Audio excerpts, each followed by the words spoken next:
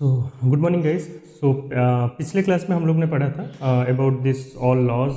सारे जो नंबर्स हम हैं, जो rational number, natural number, integers and then whole numbers, उसके ऊपर सारे जो लॉज हैं वो सेटिस्फाई हो रहे हैं कि नहीं, उसके ऊपर हम लोग ने चेक करा था। एंड उसके बाद थोड़ा सा मल्टीप्लिकेटिव इन्वर्स और एडिटिव इन्वर्स वगैरह, एडिटिव आइडेंटिटी, मल्टीप्लिकेटिव आइडेंटिटी, वो सब के बारे में थोड़ा सा पढ़ा था और एक दो एग्जाम्पल सॉल्व करे थे जो बुक्स में है। एंड और उसको कंटिन्यू करते हैं। तो नेक्स्ट बुक में क्या दिया है आपका, वो है आपका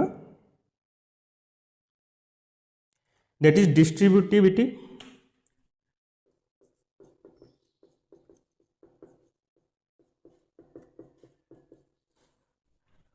of multiplication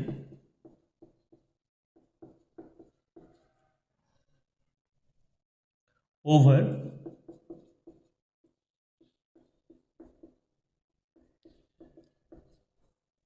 addition for rational numbers. ठीक है, तो distributivity of multiplication over addition for rational numbers. अभी ये डिस्ट्रीब्यूटिव लॉ एक्चुअली होता क्या है। अब एक चीज़ है मल्टीप्लिकेशन ओवर एडिशन, ठीक है, तो इसको कुछ ऐसे समझते हैं। ठीक है, इसमें भी तीन नंबर्स चाहिए, ठीक है, हम लोग को। अभी डिस्ट्रीब्यूटिव बोलता है क्या है कि a into B plus C. ठीक है, अच्छा, a into B plus C equals to क्या होना चाहिए, a into B plus a into C. ठीक है, इट मीन्स a के साथ एक बार b, फिर प्लस a के साथ c। ठीक है, वही लिखा है a into B plus a into C. अगर उसके ऊपर अगर डिस्ट्रीब्यूटिव मल्टीप्लिकेशन ओवर सब्सट्रैक्शन अगर करें तो ये जगह पे लेट सपोज में एडिशन के और पे सब्सट्रैक्शन भी लिख देता हूँ। ठीक है, अच्छा, तो ये होना चाहिए a into B minus C. So a into B minus a into C, जो भी मल्टीप्लिकेशन में होगा, ठीक है, तो उसके साथ मतलब ये वैल्यू भी सेम निकलेगा। अगर मान लीजिए कि मैं एक एग्जांपल देके भी बताता हूँ, ठीक है, नॉर्मल से। अच्छा, तो ये आपने सीख लिया ये कैसे होगा कि जब मान लीजिए कि अगर मल्टीप्लिकेशन में है और अंदर में ब्रैकेट के अंदर में कोई भी एक ब्रैकेट होना चाहिए। अगर ब्रैकेट नहीं होगा तब मान लीजिए कि अगर ऐसा लिखा होगा तो a इंटू बी प्लस सी, तो उस पर आप मत लगा लीजिएगा, क्योंकि बॉडमास रूल के हिसाब से पहले ये फिर एग्जीक्यूट हो जाएगा, उसके बाद a इंटू बी प्लस सी ऐसा नॉर्मल सा है। ठीक है, मान लीजिए कि 2, 3 और 5 का दिया है। ठीक है, तो 2 इंटू 3 प्लस 5 अगर दे दिया है तो आप पहले 6 ऐसे 2 इंटू 3 6 प्लस 5 इक्वल्स टू 11 ये निकल जाएगा। लेकिन ये केस में क्या निकलेगा, मान लीजिए कि 2 इंटू 3 सॉरी 2 इंटू 3 प्लस 5 ऐसे दिया होगा तो this will be equals to, क्योंकि पहले ब्रैकेट एग्जीक्यूट होगा, सो 2 इंटू 8 दैट इज 16। ठीक है, तो आप वो समझो पहले, अगर ब्रैकेट का मतलब इंपॉर्टेंस क्या है वो समझना पड़ेगा। ब्रैकेट होना चाहिए, अदरवाइज आप डिस्ट्रीब्यूटिव लॉ नहीं लगा सकते। ठीक है, अच्छा, तो हम कहाँ पे थे कि ये आता है कि नहीं वैसा। लेट सपोज 2, 3 और 5 जो मैं लिया था, पहला इसको अगर मैं सॉल्व करूं, ठीक है, तो 2 into 3 plus 5 that is 2 into 8 that is 16, right. अगर 2 into 3 plus 2 into 5 that is ये 6, ये 10, 6 प्लस 10 दैट इज 16। ठीक है, तो ये सेटिस्फाई हो रहा है। एक और देखते हैं,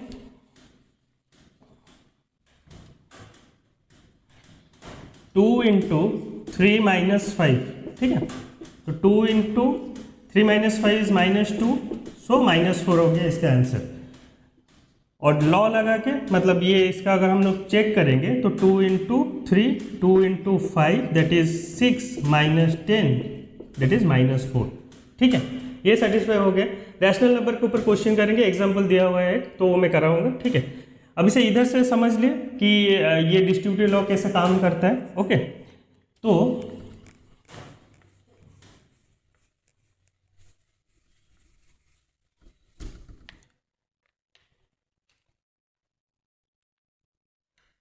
रैशनल नंबर्स, ठीक है, तो बुक में जो एग्जांपल दिया है 3 नंबर का लिया है, -3/4, 2/3 एंड -5/6। ठीक है, अब मैं इसका फॉर्मूला लिख लेता हूँ, कन्फ्यूजन ना हो। a into B plus A into C, ये एडिशन वाला दिया है, ठीक है। तो a into B plus C, ठीक है।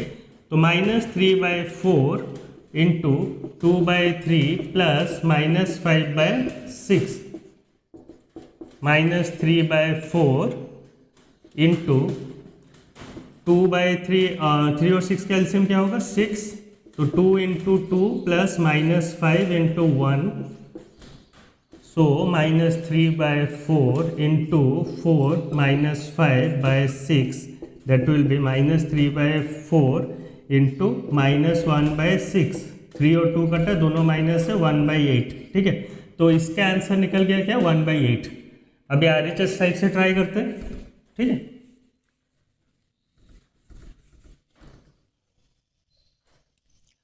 तो क्या हो जाएगा a into B plus A into C, that will be -3/4 into 2/3 plus -3/4, ये ब्रैकेट रख लीजिए कभी कंफ्यूजन ना रहे, -5/6, ठीक है। अच्छा, तो 3 कटा, 2 से 2 कटा, तो -1/2 ये निकल गया, प्लस 3 से कटा ये 2 और बाकी तो कटेगा नहीं, तो 5/8, ठीक है।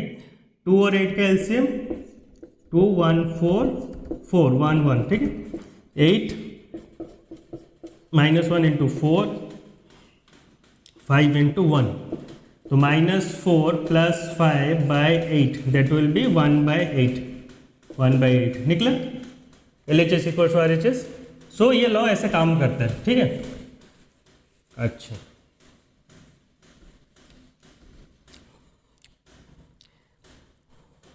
अच्छा, कुछ खुद से ट्राई करने के लिए दिया है, वो मैं सॉल्व कर रहा हूं इधर। 7/5 इंटू -3/12 प्लस 7/5 इंटू 5/12। अभी कितना देखिए, बड़ा सा ये है, बड़ा सा एक्सप्रेशन है, तो बड़ा सा एक्सप्रेशन को अभी इसको ऐसे सॉल्व करें या डिस्ट्रीब्यूटिव लॉ लगा के सॉल्व करें? डिस्ट्रीब्यूटिव लॉ लगा के ही सॉल्व करेंगे, क्योंकि वो वही बोला है, डिस्ट्रीब्यूटिव लॉ लगा के। अच्छा, दोनों में क्या कॉमन है, और मल्टीप्लिकेशन में भी है, क्या कॉमन है 7/5। आपको वही देखना पड़ेगा कि दोनों में कोई कॉमन चीज़ है कि नहीं, कॉमन नंबर्स है कि नहीं, ठीक है। तो इसमें है, और वो मल्टीप्लिकेशन होकर रहेगा, क्योंकि a into B, A into C, तो पहला जो नंबर है या सेकंड नंबर है, आप देखिएगा कौन सा कॉमन लिया जा सकता है। अगर कॉमन ले लेंगे, क्योंकि डिस्ट्रीब्यूटिव लॉ के हिसाब से कॉमन ले लेंगे अगर, -3/12 ये हो जाएगा +5/12, ठीक है। तो 7/5 इंटू ये एलसीएम 12 -3 + 5, तो 7/5 इंटू 2/12, ठीक है। 2 ये 6 कट गया, तो 7/30, ठीक है। आंसर निकल गया इसका। सेकेंड क्वेश्चन,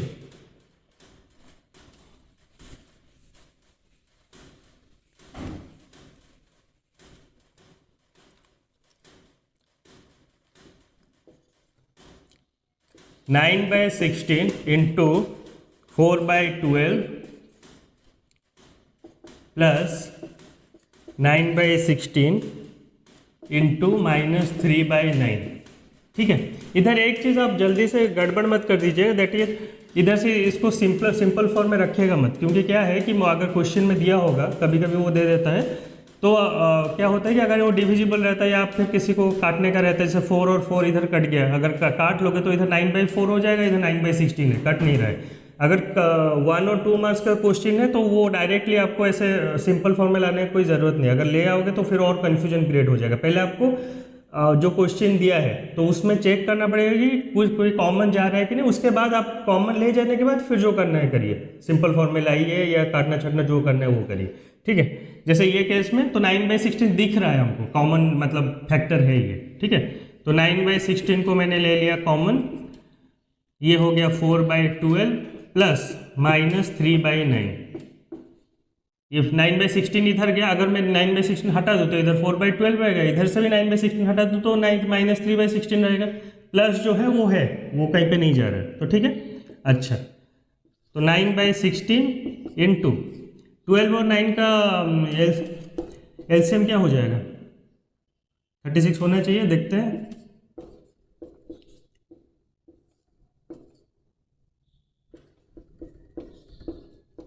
ठीक है 36, तो 36 4 इंटू 3 प्लस माइनस 3 इंटू 4, ठीक है 9/16 इंटू 12 प्लस माइनस 12/36, ठीक है। अच्छा, तो 9/16 इंटू 12 माइनस 12, ये हो गया 0, तो आंसर निकल गया 0, ठीक है। अच्छा, अगर आप मतलब ये लॉ नहीं लगा के अगर सॉल्व करते, क्योंकि आप क्वेश्चन में आएगा तो आपको ये डिस्ट्रीब्यूटिव लॉ लगा के ही सॉल्व करना पड़ेगा। और जीरो कैसा है, तो इधर से तो हमको दिखा नहीं जीरो कैसा है, ये इसीलिए है कि देखिए अगर ये 4 और 3 काटता मैं 1/3 निकलता, ये 3 काटता, अगर देखिए ये 1/3 ये -1/3, अगर ये माइनस को मैं आगे ले आऊँ तो ये these are the same terms, ठीक है 9/16 इंटू 1/3 9/16 इंटू 1/3, इसलिए लास्ट में जीरो निकला, ठीक है। लेकिन आपको ऐसे सॉल्व नहीं करना है, आपको डिस्ट्रीब्यूटिव लॉ लगा के ही सॉल्व करना है अगर ये टाइप का सेम फैक्टर का क्वेश्चन आया होगा। आपको दिया होगा क्वेश्चन में कि डिस्ट्रीब्यूटिव लॉ लगा के ही आपको सॉल्व करना पड़ेगा, ठीक है। अच्छा,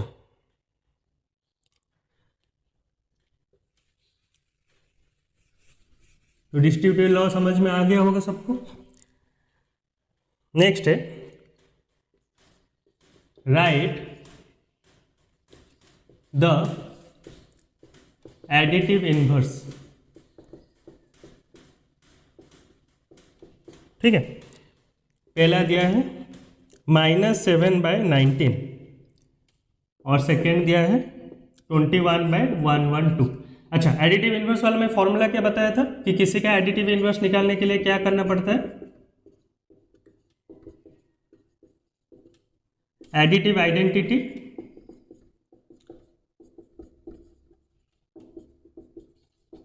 माइनस द नंबर इटसेल्फ। तो एडिटिव आइडेंटिटी का क्या है, किसी के लिए भी 0 -7/19, ठीक है 0 + 7/19 दैट विल बी 7/19, ठीक है। तो इसका एडिटिव इनवर्स हो गया 7/19। 21/112 का कितना होगा, तो same formula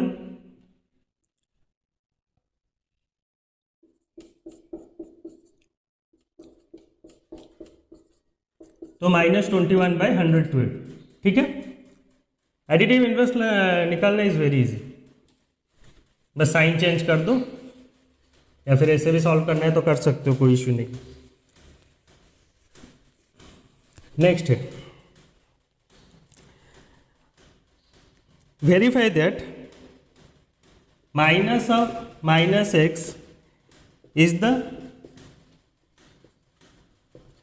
is the same as x for x is equals to 13/17, और ये फर्स्ट क्वेश्चन है। सेकेंड क्वेश्चन है x इज इक्वल्स टू -21/31। अच्छा, देखने से ये पता चल रहा है कि 2 माइनस है इसलिए प्लस हो गया एंड ऑल, क्योंकि लेकिन क्वेश्चन में ऐसा मतलब डायरेक्टली आप लिखोगे तो मार्क्स तो मिलेगा नहीं, ये 2 मार्क्स का क्वेश्चन होगा। तो देखिए ये क्या बोल रहा है, नेगेटिव ऑफ समथिंग, तो इसका एडिटिव इनवर्स हुआ, उसका फिर नेगेटिव मतलब उसका एडिटिव इनवर्स, ठीक है। तो हमको 2 एडिटिव इनवर्स लगाने पड़ेंगे इधर। जैसे फर्स्ट क्वेश्चन में पहले का एडिटिव इनवर्स निकालेंगे, दैट इज -x, अगर x दिया है तो additive inverse equals to additive identity minus number itself, that will be 0 - 13/17, that will be -13/17। अभी उसका एडिटिव इनवर्स -x निकला तो माइनस का -x, तो additive inverse of -x,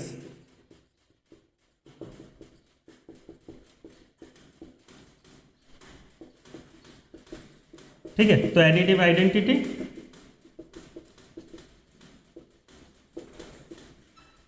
minus number itself, तो 0 नंबर क्या था -13/17, ठीक है। तो ये हो गया 13/17। तो ऐसे आपको सॉल्व करना है। सेकेंड क्वेश्चन अगर करेंगे तो 0 -21/31, तो ये हो गया 21/31। तो इसका क्या होगा, 21/31, तो इधर हो जाएगा -21/31, तो सेम नंबर इटसेल्फ। ठीक है, तो ये हो गया प्रूफ। आपको ऐसे करना है, डायरेक्ट एक लाइन में माइनस और माइनस समथिंग वो नहीं लिखने से वो मार्क्स नहीं मिलेंगे आपको। अच्छा,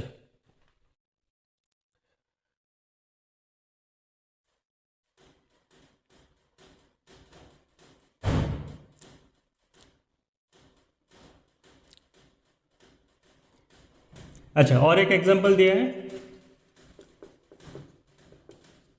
मैं एग्जांपल्स इसलिए करा रहा हूँ कि जब जब आपको बुक आप ऐसे पढ़ोगे, मैं क्योंकि मैं एनसीईआरटी बुक से पढ़ा रहा हूँ, तो मान लीजिए कि आप इधर से वीडियो देखोगे और बुक जब खोलोगे तो आपको सब समझ में आ जाएगा। बुक्स जानना जरूरी है, अदरवाइज एग्जाम टाइम में जब आप ऐसे नोट्स के बेसिस पे रहोगे तो एग्जाम्स में तो मार्क्स आ जाएंगे, लेकिन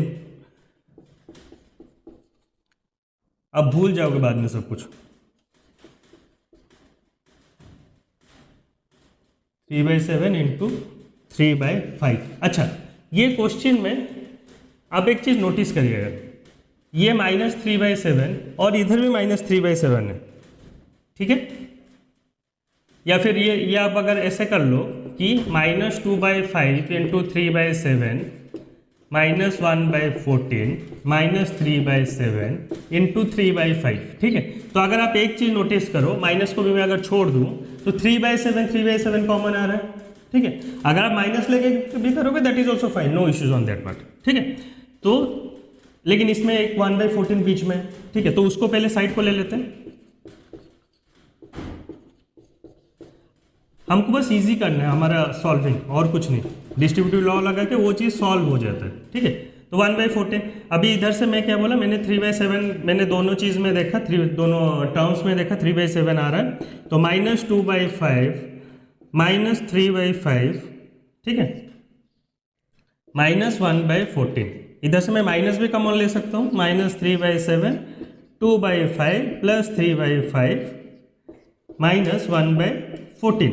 ठीक है, अच्छा तो -3/7 2/5 इंटू 3/5 5 कॉमन ले लूंगा तो 2 + 3 -1/14। ठीक है, इधर कर रहा हूं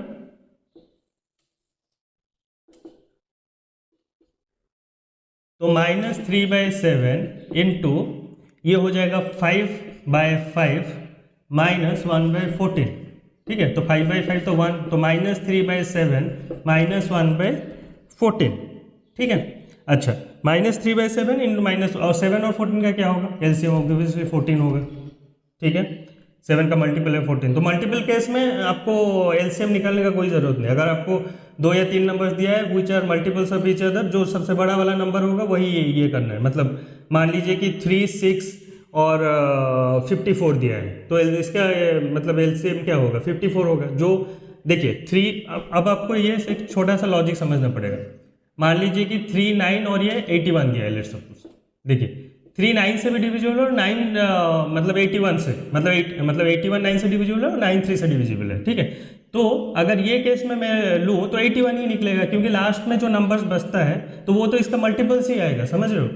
तो ये केस में आपको अगर वैसे पता है, मतलब 2-3 नंबर दिया हुआ है जो सब मतलब सेकेंड लास्ट नंबर, जो सारा नंबर एक दूसरे से डिविजिबल, आप एक क्या उसको करना, मन में सॉर्टिंग कर लेना, असेंडिंग टू डिसेंडिंग ऑर्डर में सॉर्टिंग कर लेना। देखना है कि बड़ा नंबर सबसे सेकंड वाला नंबर और बड़ा नंबर से डिविजिबल है, सेकंड वाला नंबर थर्ड नंबर से डिविजिबल है, फिर थर्ड नंबर फोर्थ नंबर से डिविजिबल है। अगर ऐसा सीक्वेंस में रहे तो आप चुपचाप सबसे जो बड़ा नंबर होगा उसका आप एलसीएम ले लीजिएगा। ये केस में क्या है, 7 और 14 है। ठीक है, तो 7 और 14 केस में क्या है, 7 14 से डिविजिबल है, आपको और देखने की जरूरत नहीं, बस 14 चुपचाप ले लीजिएगा।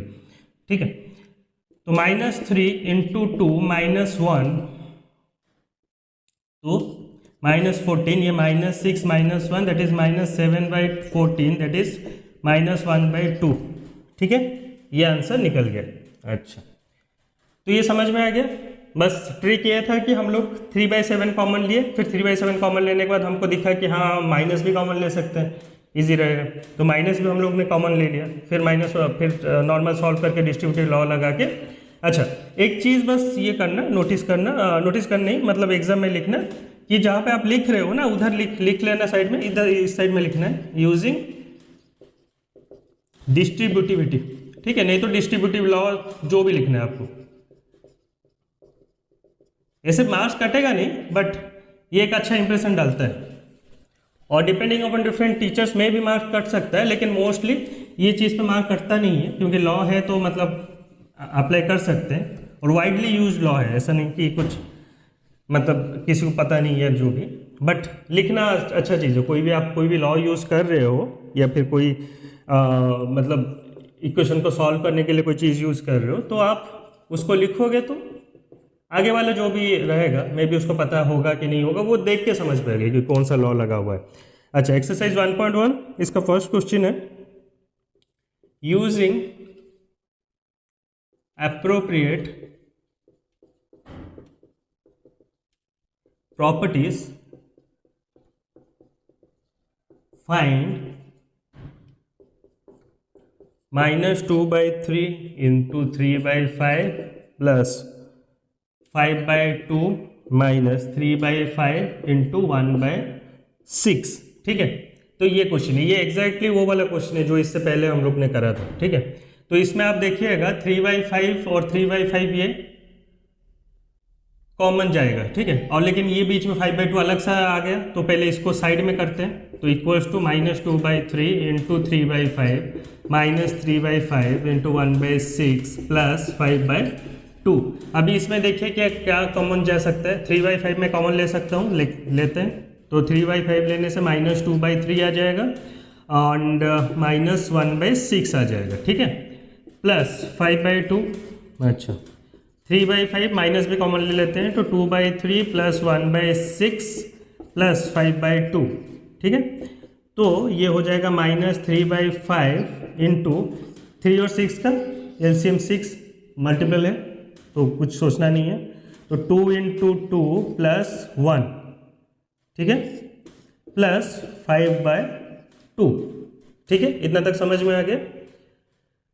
डिस्ट्रीब्यूटिव लॉ लगाया है, 3/5 कॉमन लिया, -2/3 -1/6, इधर फिर से माइनस कॉमन ले लिया, तो माइनस इधर से गए, तो 2/3 प्लस 1/6, तो -3/5, 6 एलसीएम 3 और 6 का, 2 इंटू 2 प्लस 1, ठीक है, बाई 6। अच्छा, तो क्या होगा ये -3/5 plus multiple 5 into 5 divided by 6 plus 5/2। 5 कटा 3 और ये कटा 2, तो -1/2 प्लस 5/2। 2 और 2 का LCM 2, -1 plus 5, that is 4/2, that is 2 answer. ठीक है, डिस्ट्रीब्यूटिव लॉ लगा के इजी हो गया। अच्छा,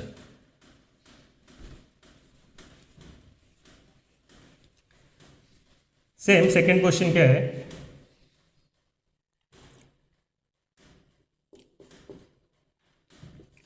(2/5 इंटू -3/7 -1/6 इंटू 3/2 प्लस 1/14 इंटू 2/5। ठीक है, अच्छा, ये क्वेश्चन में क्या कॉमन जा सकता है? ये 2/5 इधर दिख रहा है मुझे, ये इधर भी 2/5 है। ठीक है, और बाकी ये टर्म्स अलग है, इससे इसको हम साइड में कर लेंगे। 2/5 into -3/7 plus 1/14 into 2/5 minus 1/6 into 3/2। ठीक है, अच्छा, तो 2/5 कॉमन जाएगा, तो ये क्या हो जाएगा -3/7 प्लस 1/14। ठीक है, और माइनस इसको भी काट लेते हैं, 2 ये हो जाएगा -1/4। 2/5 7 और 14 का एलसीएम 14, तो -3 इंटू 2 प्लस 1 माइनस 1/4। ठीक है, तो 2/5 -6 प्लस 1 डिवाइडेड बाय 14। ठीक है, -1/4। ठीक है, समझ में आ गया इतना? या डाउट है अभी तक? अभी तो मुझे तो नहीं लगता। ये 2/5 -3/7 इधर से 2/5 कॉमन, मतलब ये इसको इस तरफ ले आया, इसको इस तरफ ले आया, तो 2/5 को गया इधर से -3/7 प्लस 1/14 -1/4। ठीक है, अच्छा, तो -3/7 इधर आ गया, प्लस ये 1/14 जो था इधर है 14, -3/2 -6 प्लस 1 2/5। अच्छा, तो 2/5 -5/14 -1/4, ठीक है। 5 कटा, -2/14 -1/4, ये भी कटा। 7 and 4 को प्राइम नंबर्स, तो -1/7 -1/4 28। 7 × 4 को प्राइम नंबर में एलसीएम निकालने के लिए सिंपल मल्टीप्लाई कर देना है और कुछ नहीं करना है, टाइम वेस्ट नहीं करना है। अच्छा, 7 और 4 का इधर हो जाएगा -4 -7, ठीक है, तो -11/28, ठीक है, समझ में आ गया। अच्छा, इसको नोट करना है तो नोट कर सकते हैं, ठीक है। नेक्स्ट क्वेश्चन को जंप करते हैं।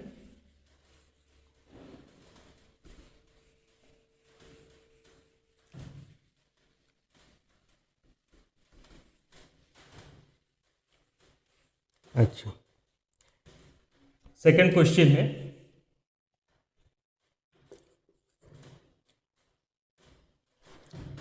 एडिटिव इनवर्स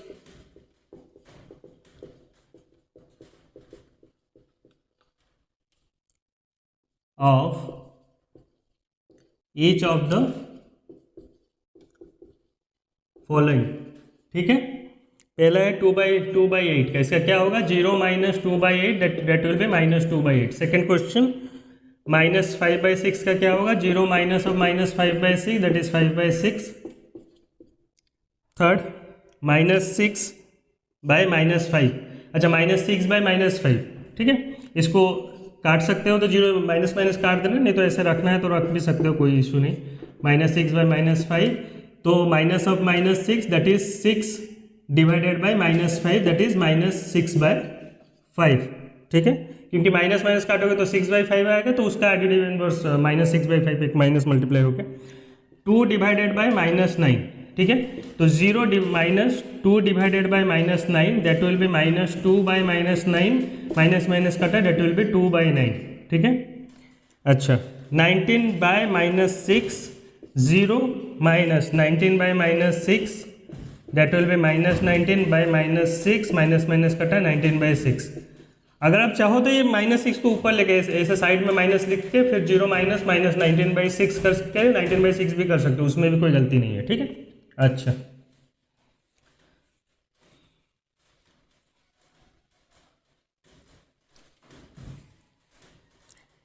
अच्छा, थर्ड क्वेश्चन दिया है,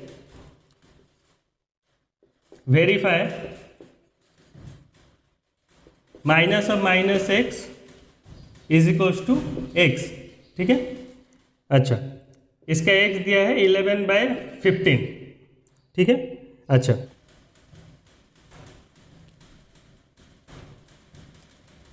अच्छा, तो x दिया है 11/15।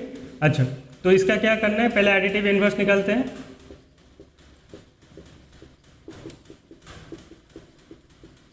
एडिटिव इनवर्स निकालते हैं, that will be 0 - 11/15 that will be -11/15, ठीक है। अच्छा, तो इससे क्या एक निकला, आप मेरे वाला जो पहले मैंने बताया था उससे भी सॉल्व कर सकते हो, बुक में जैसा है मैं एक वैसे भी सॉल्व कर देता हूँ आपके लिए। तो इट मीन दोनों का अगर ऐड करें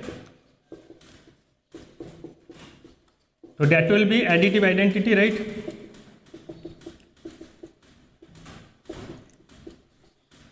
number plus additive inverse is equals to additive identity, ठीक है। ये आप एक नोट करके रख लीजिएगा अगर आपको कंफ्यूजन हो रहा है। मैंने फॉर्मूला भी इसी पे बेस्ड है, बट ठीक है, फिर भी अगर आप ऐसा करके भी लिखना चाहते हो लिख सकते हो। तो ये हो जाएगा, एडिटिव आइडेंटिटी का वैल्यू कितना है, 0। अच्छा, तो 11/5 का एडिटिव इनवर्स है -11/5 एंड दैट विल बी 0, तो ये सेटिस्फाई करता है। सेम इक्वेशन अगर हम उल्टा कर दें, -11/5 प्लस 11/5 इक्वल्स टू 0, तो ये केस में भी 0 आ रहा है, राइट। तो ये अगर x हो, जैसे ये x था, ये -x था, ठीक है। तो ये मान लो इधर अगर x हुआ तो ये क्या होगा, देन -(x), राइट। तो इसका एडिटिव इनवर्स है 11/5, minus of minus X equals to 11/5। ठीक है, तो वही बोल रहे हैं कि ये इक्वेशन और ये इक्वेशन सेम है, तो x का हुआ माइनस एक्स क्योंकि इसका एडिटिव इन्वर्स निकल गया। ये इधर x अगर नंबर ले ले तो इसका एडिटिव इन्वर्स क्या होगा, देन 11/5। तो माइनस एक्स और माइनस एक्स इक्वल टू 11/5। आप ऐसे सॉल्व करते हो, मैं इसीलिए पुराना वाला दिया था कि इससे थोड़ा कैलकुलेट करना इजी रहता है। ये भी फिर भी ठीक है, बुक में ऐसा दिया हुआ है, किसी को अगर ये भी फॉलो करना है तो कर सकते हो। नॉर्मली बेसिक वही है कि दोनों का अगर दोनों मिलके जीरो है तो एक दूसरे का एडिटिव इन्वर्स होगा। अगर मान लीजिए कि पहला नंबर अगर गिवन है और दूसरा एडिटिव इन्वर्स में अगर लेता हूँ तो ये केस में 11/5 और ये केस में -11/5 है। ठीक है, तो जीरो हो गया, मीन्स इसका additive inverse is this one. अच्छा, सेकेंड केस में ये अगर x हुआ तो इसका एडिटिव इन्वर्स ये होना चाहिए 11/5। अच्छा, तो ये केस में क्या होगा, तो इसका एडिटिव इन्वर्स ये है, तो अगर -x का एडिटिव इन्वर्स माइनस और माइनस एक्स है तो ये नंबर और ये नंबर सेम है, क्यों ये नंबर तो ऐसे ही सेम दिख रहा है, तो ये नंबर और ये नंबर सेम है।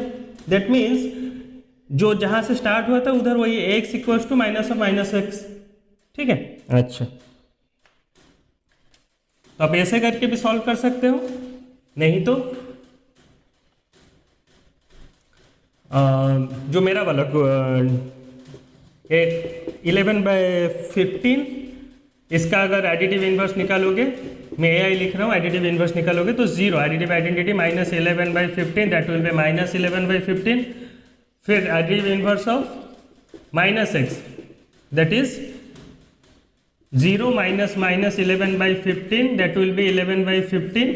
ठीक है, तो additive inverse of x is equals to minus X and अच्छा, तो इससे क्या पता चला, माइनस ऑफ माइनस एक्स, क्योंकि additive inverse of minus X is equals to X, क्योंकि minus of -11/15 that will be 11/15 जो निकला हम लोग का। ठीक है, proved.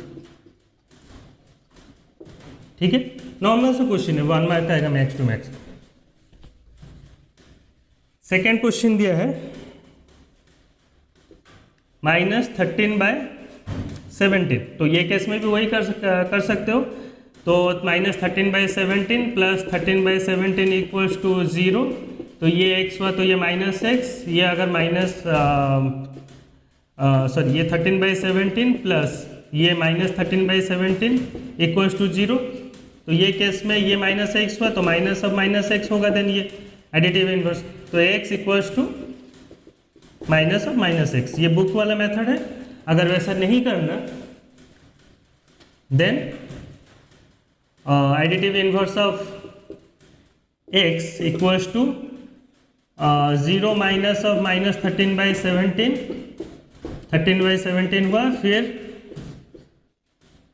Additive inverse of -x करोगे तो 0 माइनस 13/17 दैट इज अगेन -13/17, तो minus of -x equals to the number itself -13/17 proved. ठीक है, अच्छा,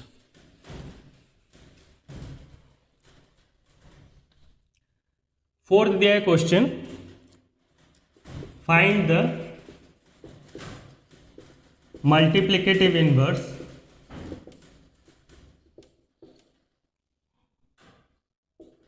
ऑफ द फॉलोइंग दिया है। ठीक है, अच्छा, पहला दिया है -13, तो इसका मल्टीप्लिकेटिव इनवर्स कैसे निकालोगे, 1 divided by -13 that will B 1/-13 that will B -1/13। ठीक है, बस अगर p/q हो तो q/p फॉर्म में लिखना है, और बाकी ऐसे normal natural number whole number कुछ दिया हो तो 1/, ये फॉर्म में निकला। अच्छा, -13/19 उसका क्या होगा, तो 1 divided by -13/19 that will B 1 into 19/-13 that will B -19/13। ठीक है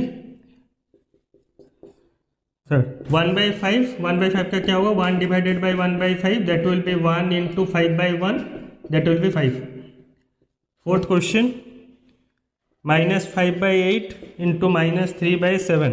ठीक है, तो इसका दिया है, इसका पहले ये निकाल देते हैं, सॉल्व कर देते हैं, तो ये हो जाएगा 15/56। ठीक है, अच्छा, तो 1 divided by -5/8 into -3/7, that will be 1 divided by 15/56 equal to 1 into 16/15, ठीक है, तो 16/15 हो गया, ठीक है। अच्छा,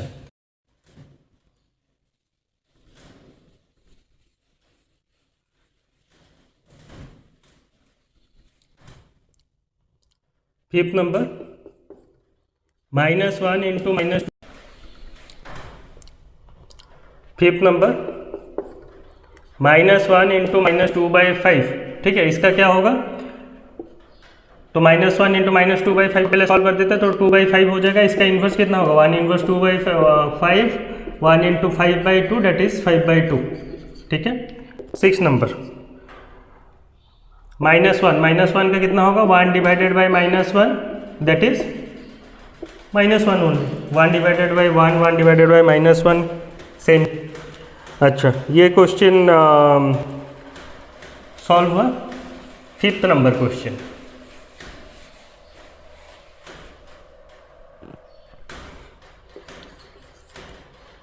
name the property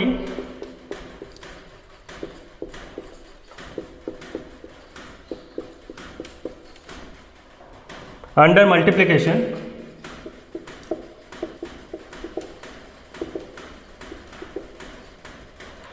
of each of the following, ठीक है। तो पहला है -4/5 into 1 equals to 1 into -4/5 is equals to -4/5, ठीक है। ये क्या है, ये कौन सा लॉ है, अगर आप देखेंगे ये ए बी, तो a into B is equals to B into A, ये कौन सा लॉ है, कम्यूटेटिव लॉ, ठीक है। तो ये इसका आंसर होगा कम्यूटेटिव। सेकंड, -13/17 इंटू -2/7, ठीक है, इज इक्वल्स टू -2/7 इंटू -13/17, ठीक है। अच्छा,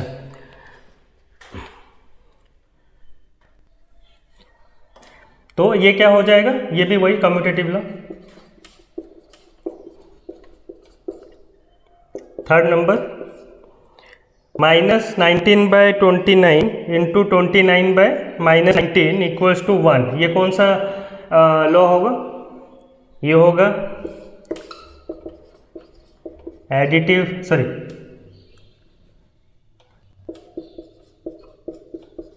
multiplicative identity,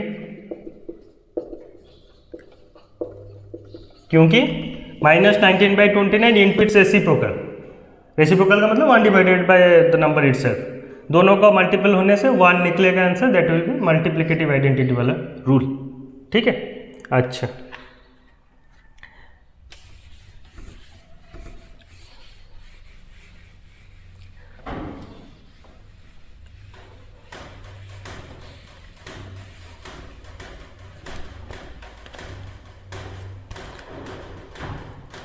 six number question दिया है, मल्टीप्लाई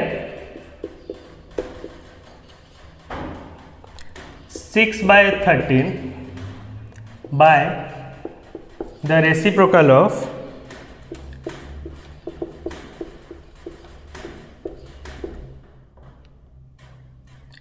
-7/16, ठीक है। अच्छा, multiply 6/13 with the reciprocal of, reciprocal of -7/16 पहले निकालेंगे, वो क्या हो जाएगा, 1 divided by -7/16, that will B -16/7, तो इसके साथ इसको मल्टीप्लाई करना है -16/7 को, ठीक है।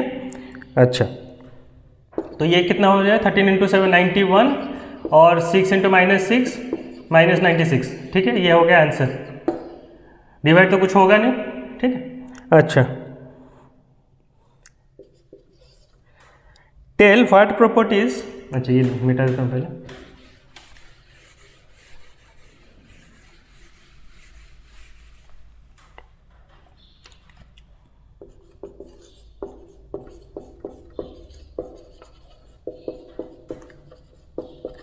Tell what properties allows you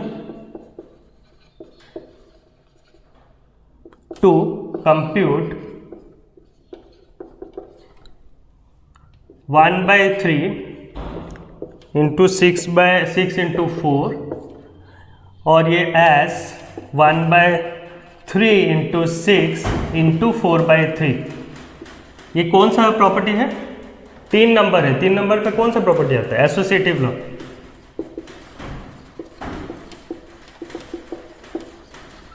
ठीक है, तो एसोसिएटिविटी प्रॉपर्टी, नहीं तो एसोसिएटिव लॉ वो आप कर सकते हो। ठीक है, अच्छा तो आज के लिए इतना ही। बाकी जो क्वेश्चन है वो कल करेंगे और थोड़ा सा कल स्टार्ट करेंगे रिप्रेजेंटेशन ऑफ रैशनल नंबर और नंबर लाइन। ठीक है, थैंक यू गाइस।